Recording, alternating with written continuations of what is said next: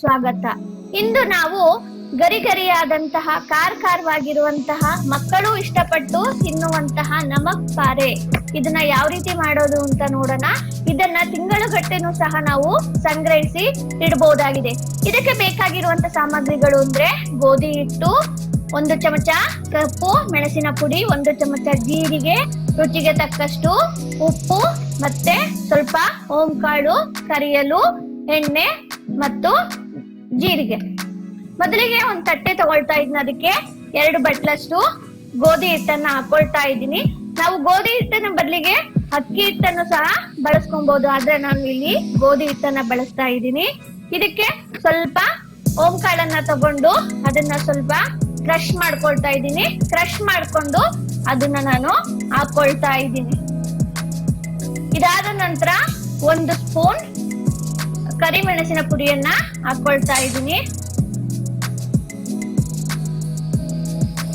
1 spoon ಜೀರಿಗೆ,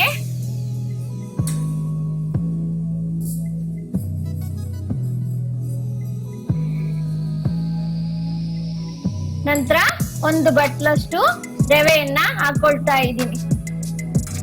ಯಾವ ಬಟ್ಲಲ್ಲಿ ನಾವು ಗೋಧಿ ಹಿಟ್ಟನ್ನ ಹಾಕೊಂಡ್ನೋ ಅದೇ ಬಟ್ಲಲ್ಲಿ 1 ಬಟ್ಲಷ್ಟು ನಾನು ರವೆಯನ್ನ ಹಾಕೊಳ್ತಾ ಇದ್ದೀವಿ. ಸಣ್ಣ ರವೆಯನ್ನ ಹಾಕೊಳ್ತಾ ಇದ್ದೀನಿ.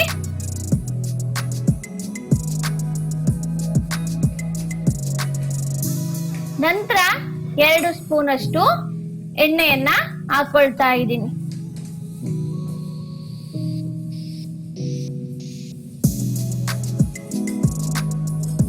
ಈ ರೀತಿ 2 ಸ್ಪೂನ್ ಅಷ್ಟು ಎಣ್ಣೆಯನ್ನ ಹಾಕೊಂಡಾದ ನಂತರ ಒಂದ್ಸತಿ ಕೈಯಲ್ಲಿ ಚೆನ್ನಾಗಿ ಮಿಕ್ಸ್ ಮಾಡ್ತಾ ಇದ್ದೀನಿ. ಇದಾದ ನಂತರ ರುಚಿಗೆ ತಕ್ಕಷ್ಟು ಉಪ್ಪನ್ನ ನಾನು ಹಾಕೊಳ್ತಾ ಇದ್ದೀನಿ.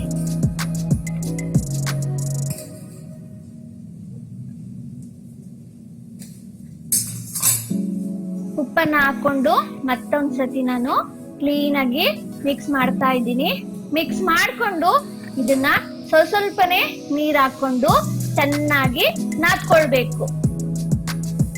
ಇದು ಕ್ರಿಸ್ಪಿಯಾಗಿ ಬರ್ಬೇಕು ಅಂದ್ರೆ ಗರಿಯಾಗಿ ಬರ್ಬೇಕು ಅಂದ್ರೆ ಸ್ವಲ್ಪ ಗಟ್ಟಿಯಾಗಿ ನಾವು ಕಲಿಸ್ಕೊಳ್ಬೇಕು. ಗಟ್ಟಿಯಾಗಿ ಕಲಸಿದ್ದಾಗಿದೆ, ಕಾಣಿಸ್ತಾ ಇದೆಯಲ್ವಾ ಸ್ನೇಹಿತರೆ? ಗಟ್ಟಿಯಾಗಿ ಕಲಿಸ್ಕೊಂಡಾದ ನಂತರ ಸ್ವಲ್ಪ ಎಣ್ಣೆ ಸವರಿ 10 ನಿಮಿಷಗಳ ಕಾಲ ಇದನ್ನ ನೆನೆಯೋಕೆ ಬಿಡ್ಬೇಕು.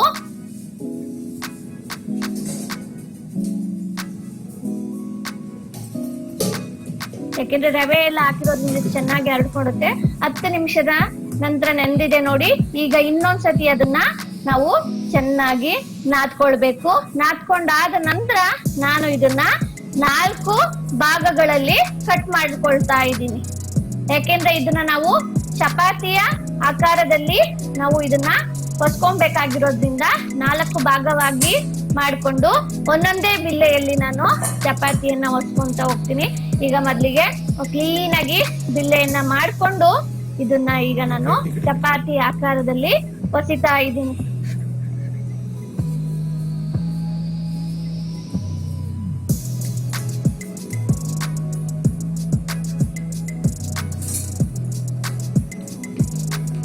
ಇದನ್ನ ನಾವು ಅಷ್ಟೊಂದು ಶಕ್ತಿ ಬಿಟ್ಟು ಪ್ರೆಸ್ ಮಾಡ್ಬೇಕು ಅನ್ನೋದು ಇಲ್ಲ, ಯಾಕೆಂದ್ರೆ ಇದು ಚೆನ್ನಾಗಿ ನೆಂದಿದೆ.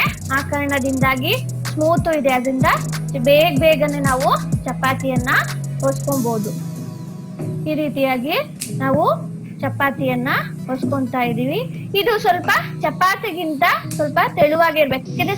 ಚಪಾತಿ ಸ್ವಲ್ಪ ದಪ್ಪಗಿರುತ್ತೆ, ಆದ್ರೆ ಇದು ತೆಳುವಾಗೆ ಇರ್ಬೇಕು. ಯಾಕೆಂದ್ರೆ ನಾವು ಮಾಡುವಂತ ನಮಕ್ ಪಾರೆ ಕ್ರಿಸ್ಪಿಯಾಗಿ ಬರ್ಬೇಕಲ್ಲ, ಗರಿ ಆಗ್ಬೇಕಲ್ಲ, ಅದಕ್ಕೋಸ್ಕರ ಸ್ವಲ್ಪ ಇದು ತೆಳುವಾಗೆ ಇರಬೇಕು. ಕಾಣಿಸ್ತಾ ಇದೆ ಅಲ್ವಾ ನೋಡಿ? ಚಪಾತಿಗಿಂತ ಸ್ವಲ್ಪ ತೆಳುವಾಗಿದೆ.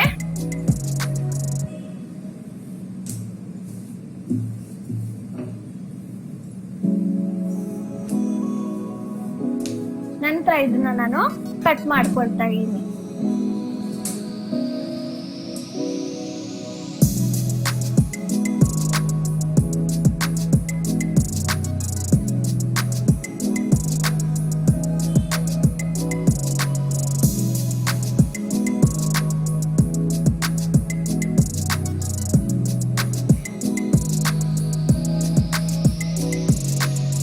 ನಾನು ಇದನ್ನ ಡೈಮಂಡ್ ಶೇಪ್ ಅಲ್ಲಿ ಕಟ್ ಮಾಡ್ಕೊಳ್ತಾ ಇದ್ದೀನಿ.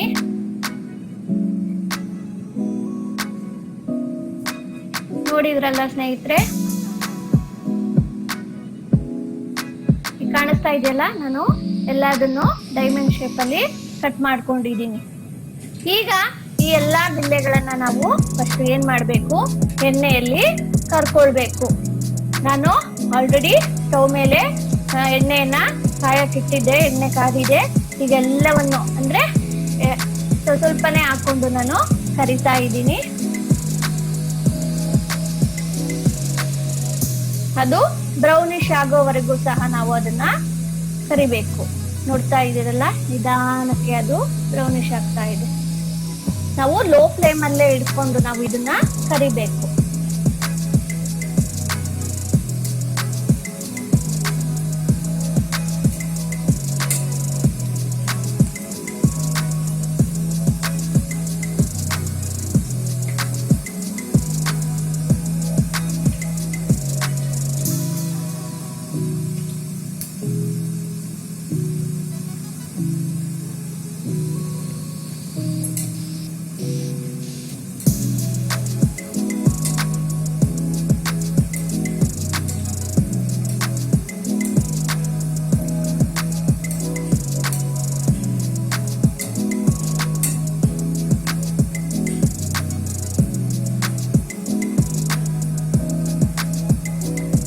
ನೋಡ್ತಾ ಇದ್ದೀರಲ್ವಾ ಸ್ನೇಹಿತರೆ, ಇದು ಬ್ರೌನ್ ಆಗ್ತಾ ಇದೆ.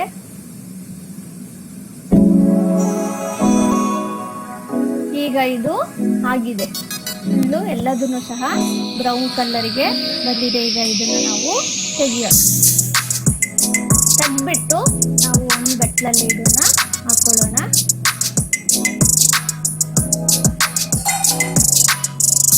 ನೋಡಿದ್ರಲ್ಲ ಸ್ನೇಹಿತರೆ, ಇವತ್ತು ನಾವು ಮಾಡಿದಂತಹ ನಮಕ್ ಬಾರೆ ಎಷ್ಟು ಚೆನ್ನಾಗಿ ಕಾಣಿಸ್ತಾ ಇದೆ ಅಲ್ವಾ?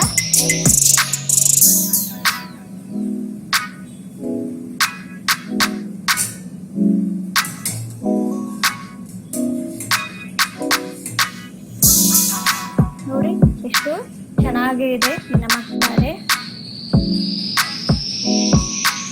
ನೋಡಿ, ಇದನ್ನ ಮುರಿತಲು ಸಹ ಎಷ್ಟು ಕ್ರಿಸ್ಪಿಯಾಗಿ ಬಂದಿದೆ ಅನ್ನೋದನ್ನ ನಾವು ನೋಡ್ಬೋದು.